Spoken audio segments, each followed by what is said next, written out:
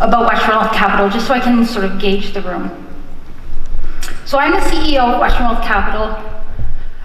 We buy multifamily properties across the US. We manage them with our investment partners and divest. We've done this 70 times in the last 5.5 years. And this company came really just out of wanting to just slightly replace my income. So I'm gonna get into that, but I wanted to lay a basis because I don't talk about Western Wealth Capital too much until later into this presentation.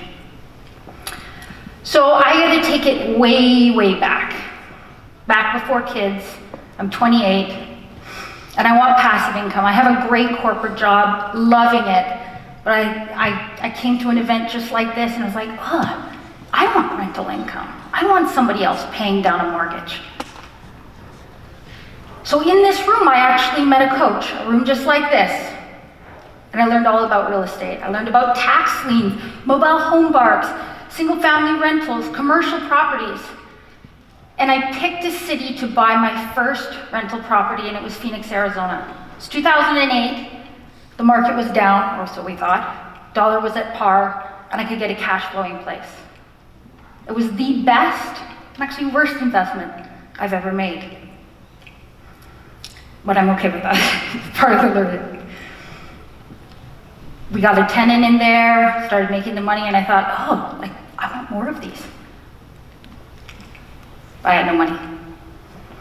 I got a call from a realtor about 4 or 5 months later that I had purchased a house with and said, hey, Janet, I've been flipping houses at auction, buying them, fixing them up slightly, putting them back on the market in 14 days. Would you want to do it?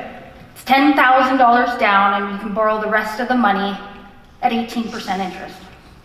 I didn't have $10,000, but I flew down and I walked it for days. I crawled through doggy doors. I mean, I did my math, and then I went to my dad and I pitched my business plan, and he said, okay, Jano, I'll lend you the 10 grand at 18% interest if you beat me at this game of crib.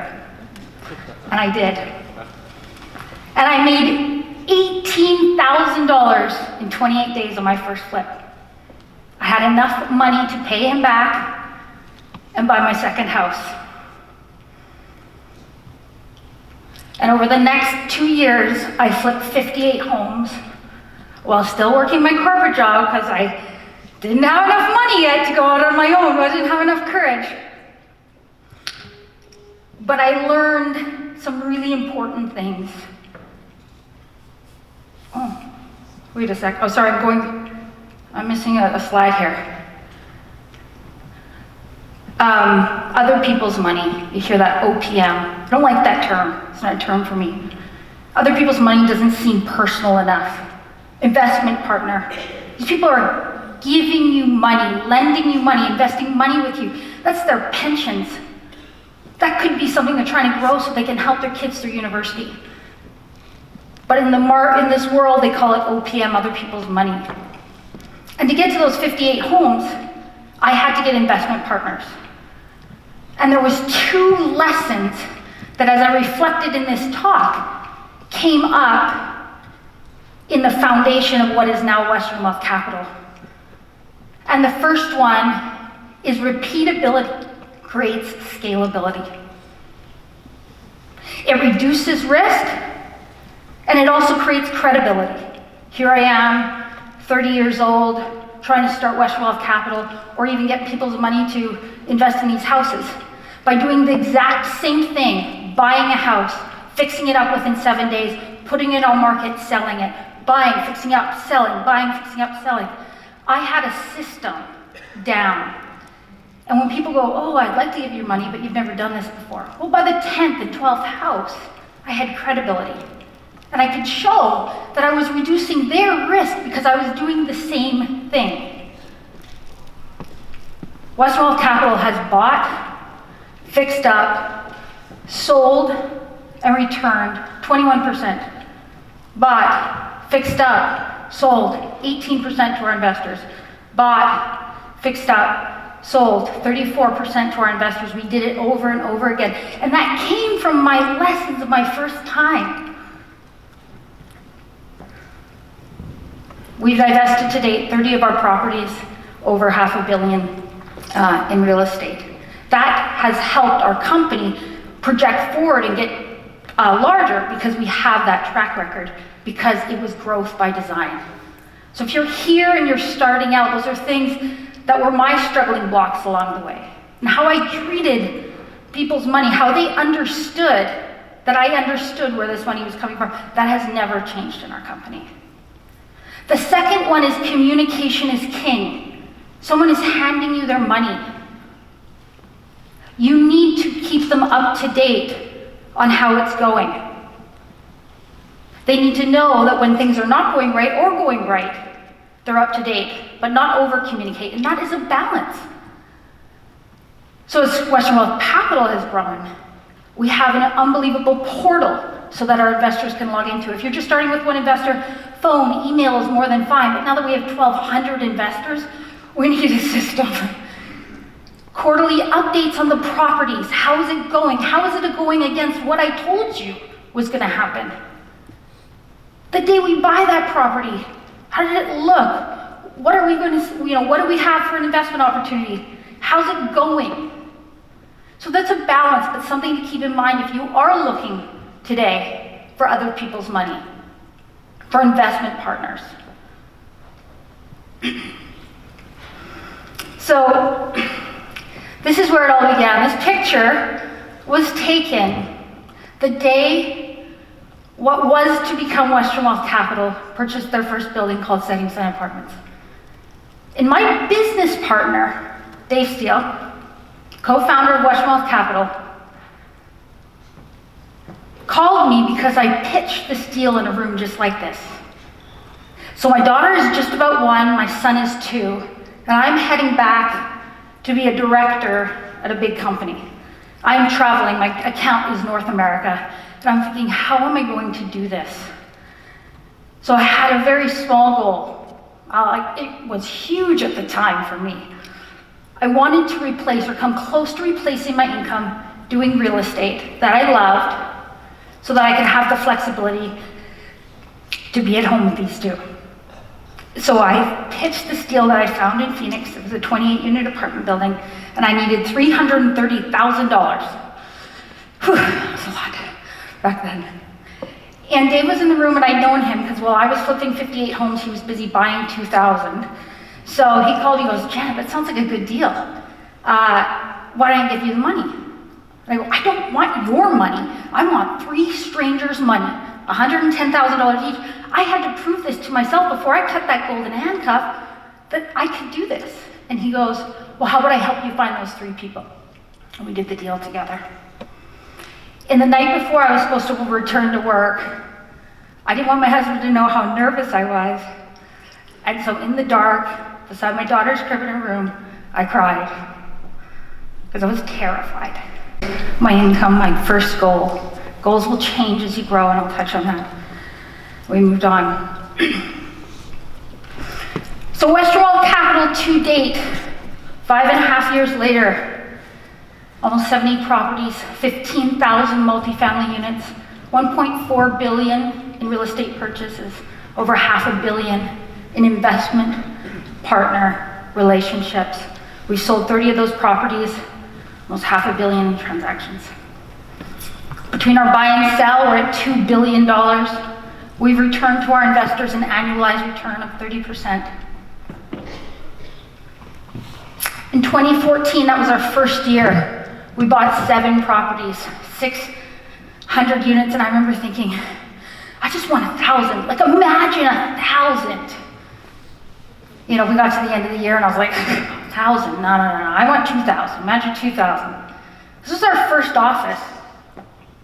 This desk right here, I rented, had a nanny 3 days a week, and I rented it because it was chaos in my house. It was $300 a month, and I was so nervous that I could afford it. A year in, we had 3 employees, and very quickly we went to 7, and we took up every desk. And right there, if I can have a pointer, oh, there we go. That printer was not wireless, folks. It had a cable, okay? And so if somebody needed to print something, we had to reverse around, plug in our computer. We ran out of room. We bought 1,300 units, and we had to move into a new office. This was 1,300 square feet, and I remember walking through the door. I had to sign a 3-year lease, and just crying, because I was like, oh my God, I have to pay this for 3 years. And we had so much space, because there was only 7 of us. This fit 25 before we exploded out of it last year. This was a photo taken that I'll never forget. I had gone home and we were having a wine and cheese at the work that night for a property we were launching. One of my team members had put those pictures up. And I walked through the door and there were 18 apartment buildings.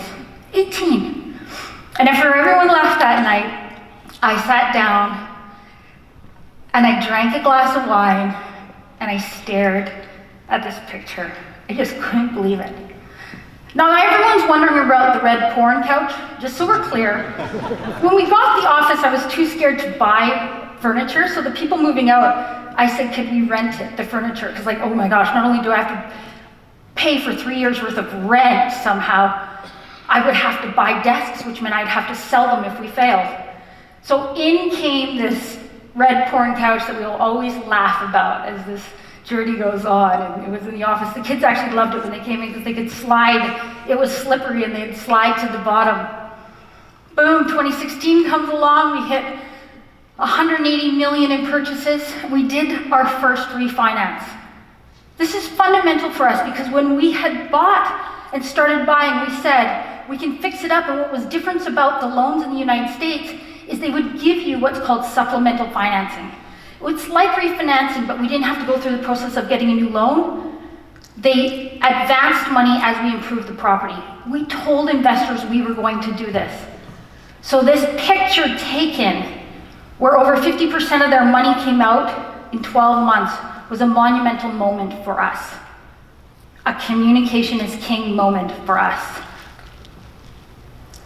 And then all of a sudden, one day I woke up, and in the news, which I didn't even know, we were the 3rd largest owner in Phoenix, Arizona. One of the largest cities in the US. I didn't even know they tracked this stuff. Like I didn't have my head in the game. I remember just reading this going, what?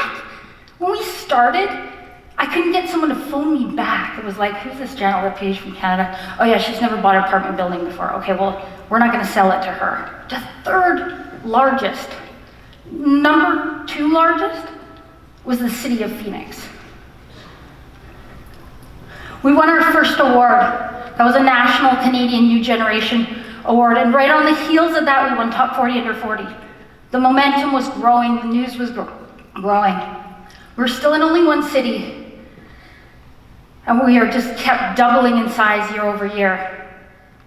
We hit the 2nd largest. We have not taken number 1. I don't know that we ever will, but we'll stay at number 2.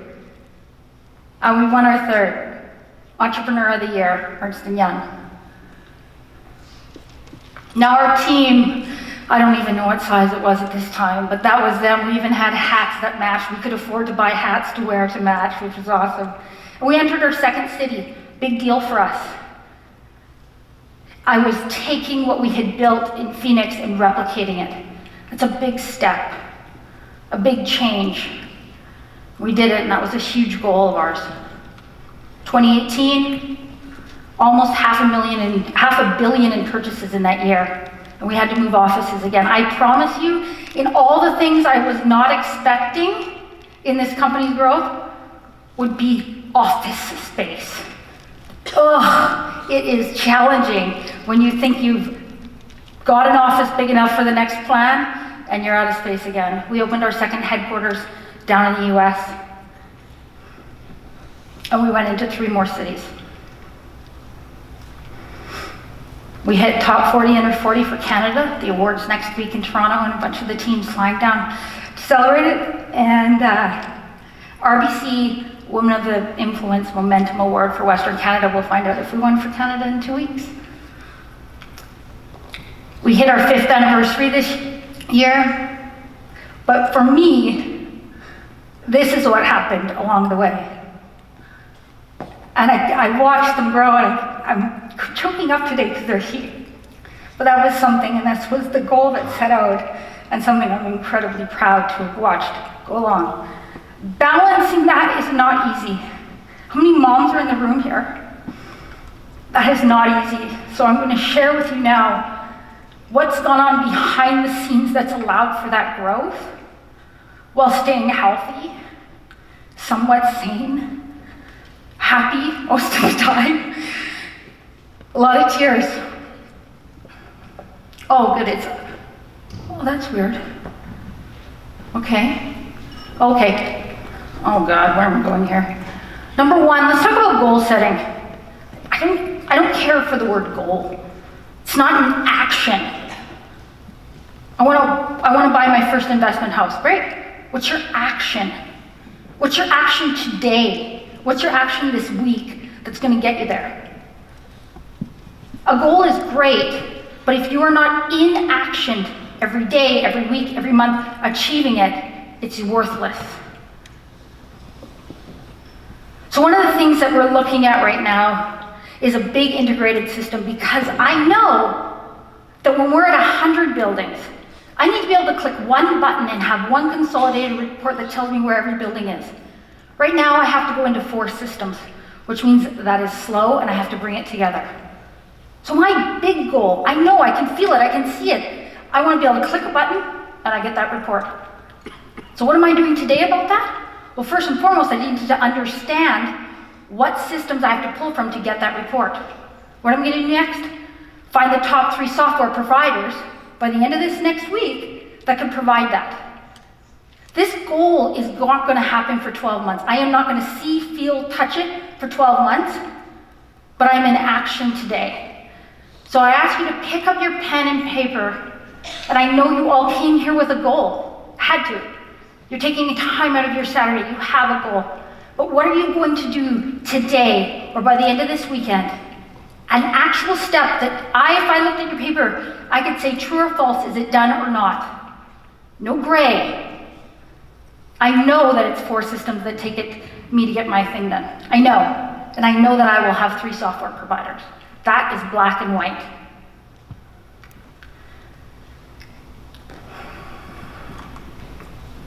Low tolerance. I have to say that my life changed when I put this on my wall. You cannot complain about what you tolerate. You have an employee showing up late for work, but all you do is under your breath go, oh, they're lazy. You're tolerating it. You didn't share with them that they have to show up on time. Ugh, my pants can't keep fitting, but I keep eating the chips. You are tolerating it. You don't get to complain about it if you tolerate it. There was a period of time where it felt like my calendar never had enough time because I was allowing too many meetings, and I would complain about it, and I'd come home at the end of the day and I would complain, but I was tolerating that. I was allowing that to happen. This will change you. This will put you in action when you're feeling frustrated because you're tolerating something. So what are 2 things that you're tolerating right now that you will no longer tolerate? Write them down. Hold yourself accountable. It is a great saying. If you catch yourself complaining, go, whoa, what am I tolerating? What is my role in that? And how am I going to change that? The 3 S's. Everyone has that voice in their head. I might have more than one, I'm sure of it. Dave certainly says there's more than one person that sometimes shows up. But you can't do it. That's too big, they're going to say no. That meeting, you're going to go in there, but they only work with huge institutions. I could make the offer, but they're not going to accept my offer. It's way too low. I call it the 3 S's. When you're scared, when it doesn't feel good, you got to tell it to shut up. It's enough. You got to suck it up, and you got to show up. Last week I had a huge meeting, and inside I'm going, they're going to say no. Why would they lend? Who they lend to? I'm a nobody. I can't even believe that they took our meeting. It's going to be embarrassing. I'm going to show them my materials. My materials are not professional enough for what they're going to expect to see. Shut up. Walk in there like you own it. And I sucked it up, and I showed up. And I think we're gonna get the deal done. But I felt sick to my stomach the whole time. I felt uncomfortable.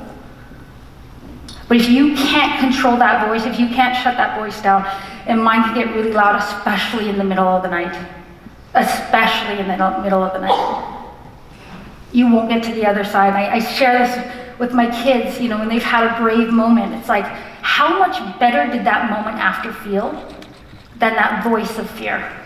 So much better. The pen and the pencil.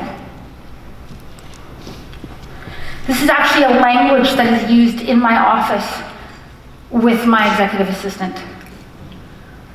What is going on in my week, in my month, that is a pen, that means it does not change. It must happen. It is penned in my calendar. Volunteering in my kids' school once a month, penned. Workouts, penned, even though I hate them. I really don't like them. But they're penned because I know they're good for my body, they're good for my well-being. The goals that I have to achieve by the end of the week, those steps, not the whole goal, the in-action steps, penned. That coffee with someone that asked me for a coffee, penciled at this point. It's 3 weeks out. Yes, it should be able to work. But is that going to fulfill my goals, whether they're personal or professional? No. So it might have to change. But as soon as you're very clear on what's penned in your week, you will feel good at the end of the week. You can challenge yourself. You can look at those pen sections. Color code your calendar. So obviously it's electronic, so there's 2 different colors. One must happen. Create wealth for our investment partners. But we can do it on human terms. And this is a slogan that I have used throughout somewhere for the last about 3 years. Doing business on human terms, not just term sheets alone. Real estate's about term sheets. Why can't it be both? We create wealth for our investors, our investment properties partners, while improving the lives of the people that live and work on our properties. Wow. So we also have a triple bottom line, and that's our investment partners in creating wealth. It's about our Western Wealth Capital employees and all the employees that show up to make those properties run. And a lot of that work is thankless. It's maintenance, it's landscaping, it's leasing, it's working hard in these hot climates. And it's the residents in the community. We want to offer them a safe place to come and feel proud that that is their home. So we put in place an employee recognition program. Wow, employee recognition, new thing. Well, it is in multifamily real estate investing, folks. We recognized a maintenance person on one of our properties, and he said to us, in 20 years, he'd never had an owner say thank you. Emails go out when we recognize employees on our properties, and they go to me, to Dave, our entire executive staff, the owners of the property management company, and those employees, and they are recognized because they work really hard. And that gives them that pride. It takes a minute, but it makes a lifetime of a difference on our properties, on his self-worth. And you don't think that he doesn't work harder for us for that?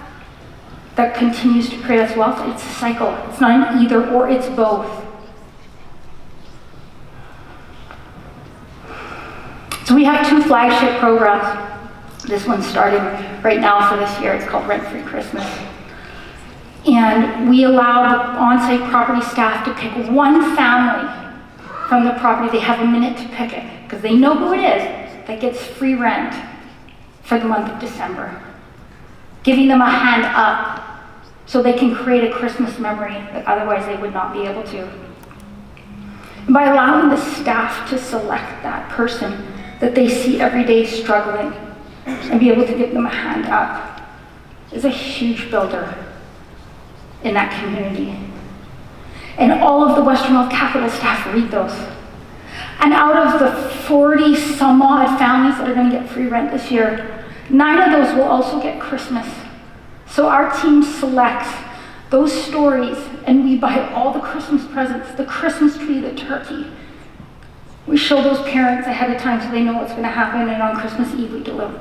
Okay? So those children wake up seeing something they've never seen and may never again. We've got your back. We provide backpacks to our children. Every single child on our properties is made available a backpack with the local school supplies so they can start the first day of school on the right foot. To give them the confidence when they walk through that door that they have the tools to learn, and that creates a space for them to be ready to learn and change our futures. And that's our staff right in here. We fly out, everybody goes. We bring a few staff from, all the executive team goes, and a number of our employees from up here in Vancouver, and we all take part in being able to offer that back. This year we also equipped an entire school, the poorest school in Phoenix, with a backpack for every single child. So as they walked through the door that day, the backpack was placed on their back.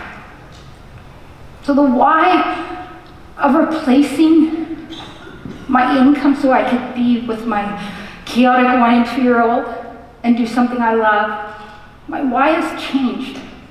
My why now is about this, and it's about showing other companies like us that you can do both. You can create wealth while improving the lives of the people that live and work on our properties.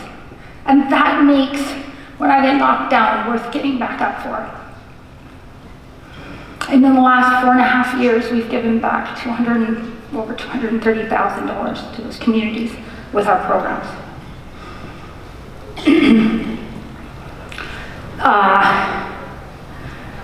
In kindergarten, so this was last May, Mother's Day, I'm sure anyone who's a parent has had one of these before. They fill out, she did say I was 27, so I appreciate that, Ruby. But it was last Mother's Day, she was in kindergarten, and I picked it up, and I start reading through it. And on there, it said, "What did my mom do?" It's not easy to describe to my kids what we do. They know we own a lot of pools. A lot. We talk sometimes that they could swim in any one they want. But my daughter wrote down that we give backpacks to kids. So it hasn't been an easy journey to get here. It's taken a lot of discipline, a lot of failure. But in that moment, I knew I was on the right path. And that made the fight worth it. Thank you.